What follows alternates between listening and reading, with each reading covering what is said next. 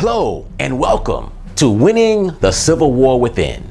This is your biggest supporter, Mark Delaney, and in today's lesson, I'm going to make 3 points. The first two leading up to the big one, which is the third point. It is one of the hottest days of the year where I'm recording this. And between these lights and that heat, it's overpowering my air conditioners. So don't be surprised if you see a little perspiration run down my brow. I'm doing the best I can. I'm really struggling and suffering to bring this lesson to you. I'm enduring the elements for you. So I hope you appreciate it. The first point I want to make to you is that, have you ever heard a motivational speaker? They're really good at this. They tell you, if you can dream it, you can do it. If you set your mind to it, you can achieve anything. I think that's BS. I think the laws of genetics, the laws of numbers, I think every law of the universe says that's not true. Now, I'm not saying you can't do better. I'm saying because you dream it doesn't mean you are capable of doing it. I would be a football player, but I'm not physically capable, strong enough, fast enough, or good enough physically to do it. No matter how hard I worked, it wouldn't happen. If you're not at least 5 foot 8 inches tall, long legs and gorgeous, you cannot be a runway model. That's the requirement. You can't shape your body to do that. That's just physical limitations. Mental limitations. Some people are wired a certain way to see life in a way that allows them to become billionaires. Not just millionaires, but billionaires. So the idea that these people promote that you can do anything is designed to get you hyped up and feel good about what they said. But deep down inside, I think we all know that's not true. That's why we wake up in the morning, we go back to doing what we always did. Point number one, you nor I can do anything we set our mind to. Point number two, people who are in trouble, I mean deep trouble, people who are about to go to prison, people with serious health problems that were brought on by their behavior, people who are getting kicked out of their house by their spouse because they got caught doing something, which is the point. People who are in deep trouble are in trouble because they do stuff that gets them in trouble. I need you to understand that. People who do stuff that is destructive, dangerous, breaks covenants, breaks vows, illegal activities that are harmful to their body, those people end up in trouble because of what they do. It's not a societal issue, it's a personal choice issue. That's point number two. But this is a program about how do I create more success. And I need to tell you this today, that those of us who are not creating the success we want, we're not creating that success because we don't know what to do. We're not creating that success because, we don't do it well enough. Most of us, and by most, I mean 99% of us, do not have what we want because of the things we refuse to do. I want to say that again. Most of us who are struggling as marketers with our health and fitness, in relationships, with money, whatever it is, we struggle because of the things we refuse to do.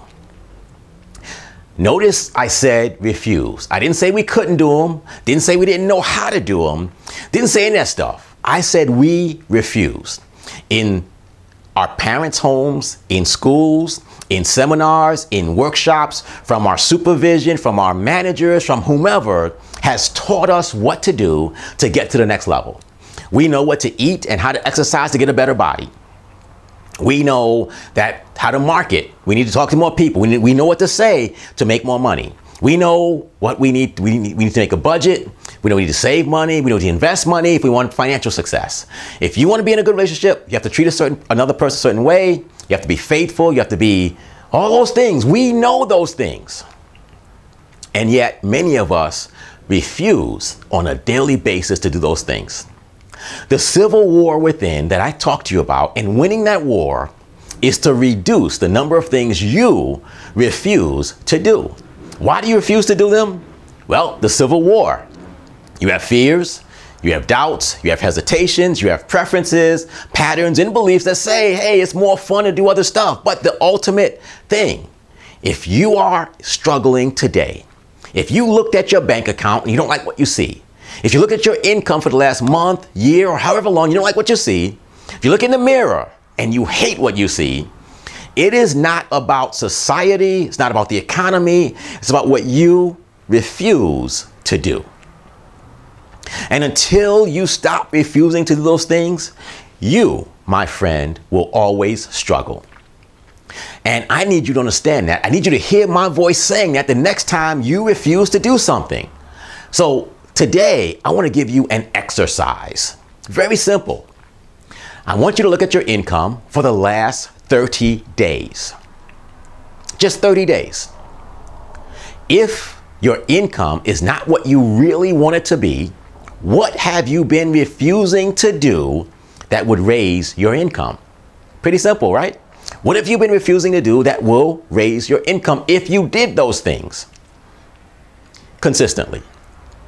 If you're unhappy with the amount of money in your bank account, why have you refused to create and live under a budget in combination with you're not making enough money to make a budget decent enough for you to live under? When do you refuse to not spend money? If you look in the mirror and see something you absolutely hate, meaning your body, your stomach hanging over your belt or whatever you have around there, flab everywhere, if that's what you see, if you don't see enough muscle, isn't it only because there's certain things you refuse not to eat, if that makes sense? Isn't it because you refuse to exercise? You refuse to abstain from certain foods and you refuse to exercise. That is why your body looks the way it does.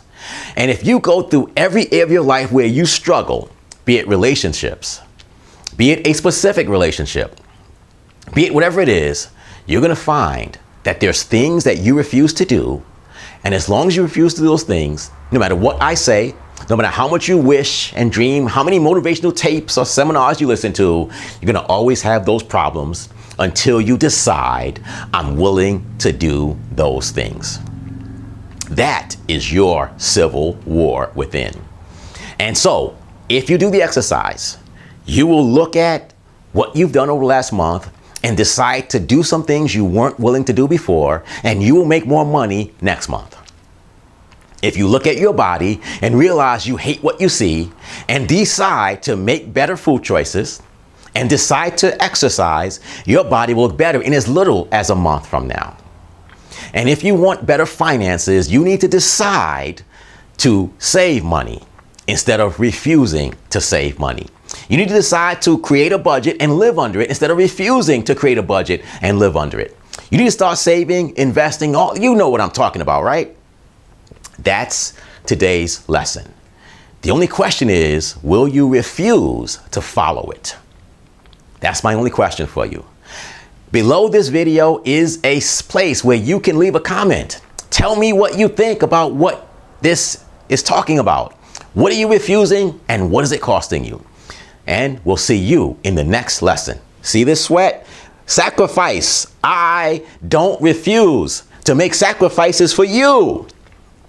Will you stop refusing to make sacrifices for yourself? That's what I want to know.